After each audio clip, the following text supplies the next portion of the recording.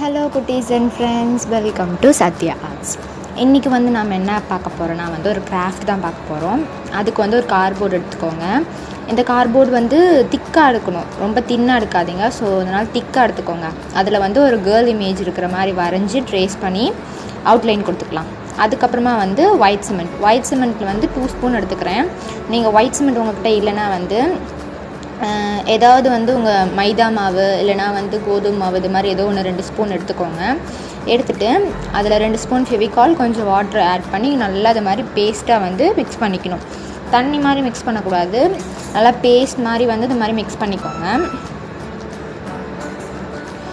White cement இல்லைனா நீங்கள் கோதுமை மாவு இல்லைனா மைதா மாவு யூஸ் பண்ணிக்கலாம். அதுக்கப்புறமா அதை நல்லா மிக்ஸ் பண்ண வாட்டி அந்த கேர்ளோட ஹேர் இருக்குது இல்லையா, அந்த போர்ஷன்லாம் நம்ம மிக்ஸ் பண்ண இந்த மிக்சரை அப்ளை பண்ணிக்க போகிறோம்.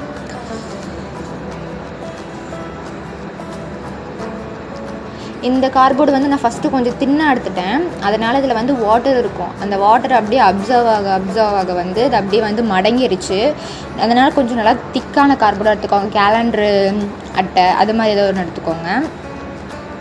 அப்புறம் இது கொஞ்சம் நல்லா காஞ்ச வாட்டி இதுக்கு நம்ம தனித்தனியாக செப்ரேட் பண்ணலாம். இது மாதிரி நம்ம கரெக்டாக அந்த பின்னுவோல்ல ஹேரை அந்த மாதிரி ஒரு அவுட்லைன் கொடுத்துக்கோங்க. தனித்தனியாக தெரியணும், ஒவ்வொரு பின்னலும் தனித்தனியாக தெரியணும். அது மாதிரி கொண்டு வந்துடுங்க. ஃபஸ்ட்டு நம்ம அந்த மிக்சர் போட்டோடனே பண்ணால் கரெக்டான ஷேப் வராது. ஒரு 5 to 10 minutes கழித்து பண்ணிங்கன்னா அந்த அவுட்லைன் கரெக்டாக செட் ஆயிரும். இந்த மாதிரி கரெக்டாக கொண்டு வந்துடுங்க அந்த அவுட்லைன்.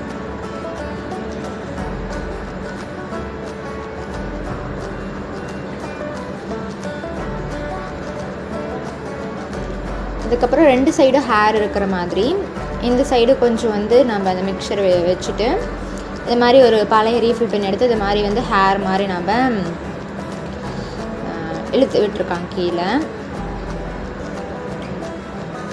அந்த ஒவ்வொரு ஹேரும் தனித்தனியாக தெரிகிற மாதிரி கொஞ்சம் ட்ரை பண்ணுங்கள். அப்போ தான் நல்லாயிருக்கும் லுக்காக.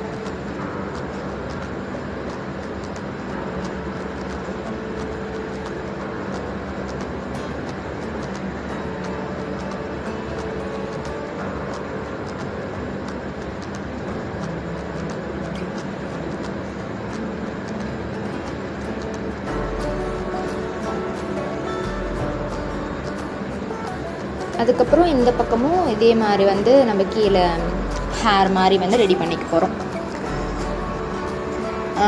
இந்த கேர்ளோட ஃபுல் ஃபேஸ் கூட நீங்கள் வரையலாம்.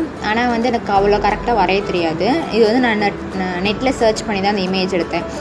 நீங்கள் எந்த இமேஜ் வேணாலும் எடுத்துக்கலாம். அதுக்கு ஹேருக்கு இம்பார்ட்டன்ஸ் கொடுக்குற மாதிரி இமேஜ் எடுத்துக்கோங்க.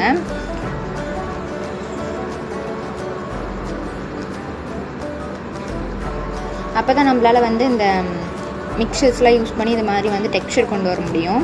இப்போ இது ஒரு 10 minutes நல்லா செட் ஆன வாட்டி தனித்தனியாக அது மாதிரி நான் இந்த பின்னெல்லாம் தனித்தனியாக எடுத்து விட்டுக்கிறேன். அப்புறம் இது ஒரு 1 day ஃபுல்லாக ட்ரை ஆகணும்.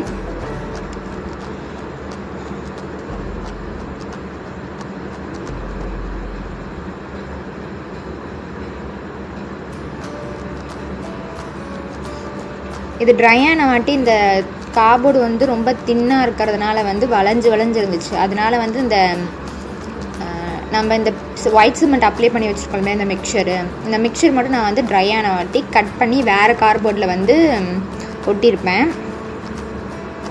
இது மாதிரி தான் ஒட்டிட்டேன். அது ரொம்ப வளைஞ்சு இருந்ததுனால அது கரெக்டாக நான் நிற்க வைக்க முடியல. அதனால் அது வரைஞ்சி இது கட் பண்ணி இதில் அந்த கேலண்டர் ஷீட்டில் ஒட்டிட்டேன். ஃபுல் கேலண்டர் ஷீட் வேணால், ஆஃப் கேலண்டர் ஷீட் மட்டும் இருக்கும். சைடில் மாஸ்கிங் டேப் போட்டு கவர் பண்ணியாச்சு.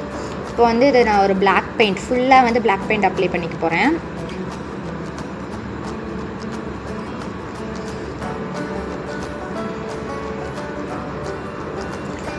பிளாக் பெயிண்ட் ஃபுல்லாக அப்ளை பண்ண வாட்டி ஒரு 2 minutes ட்ரை ஆகட்டும்.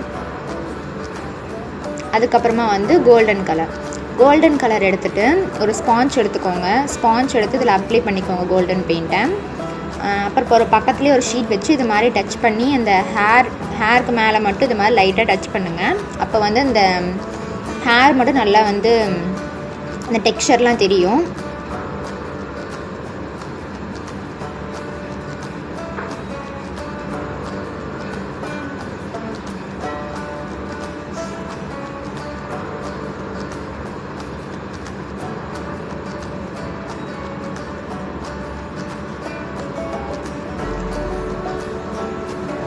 நெக்ஸ்ட்டு வந்து ப்ரஷ் எடுத்து இந்த ஃபேஸ்க்கு வந்து அவுட்லைன் கொடுக்கலாம் நம்ம. இந்த ஃபேஸ் வந்து ஃபேஸ்க்கு மேலே இந்த பாதி ஃபேஸ் தான் இருக்கும், லிப்ஸோடு தான் இருக்கும். அதுக்கு மேலே இருக்கிற ஃபேஸ் வந்து நான் ட்ரா பண்ணல. நீங்கள் அதுக்கு பதிலாக என்ன பண்ணுறீங்கன்னா, அந்த ஹேர் பாதியோடு இருக்குது இல்லையா, அது வரைக்குமோட கேலண்டர் ஷீட் வந்து கட் பண்ணிக்கோங்க. நான் மேலே கொஞ்சம் ஸ்பேஸ் விட்டுட்டேன். அந்த மாதிரி ஸ்பேஸ் விடாமல் நீங்கள் அப்படியே கட் பண்ணி வந்து வச்சுக்கலாம். அப்போ தான் வந்து கொஞ்சம் நீட்டாக இருக்கும். நான் மேலே கொஞ்சம் ஸ்பேஸ் விட்டுட்டேன். ஸோ அதனால் வந்து எம்டியாக இருக்குது. நீங்கள் அது மட்டும் வந்து கட் பண்ணிக்கோங்க.